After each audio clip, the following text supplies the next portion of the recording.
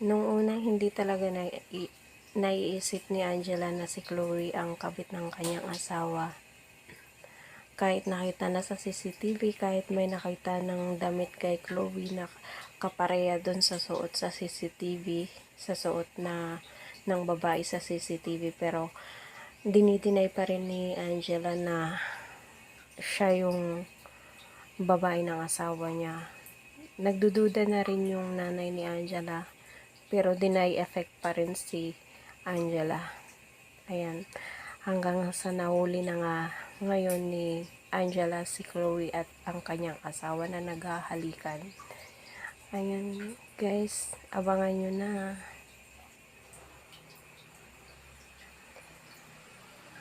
ang next episode.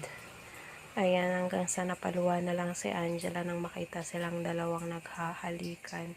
Ang sakit-sakit naman nun na mismong kaibigan mo yung aahas pala. Yun pala yung kabit na matagal nang hinahanap-hanap ni Angela. At matagal nang tinatanong kay Bernard kung sino at ipakalala sa kanya yung kabit niya. Kung sino nga ba yun.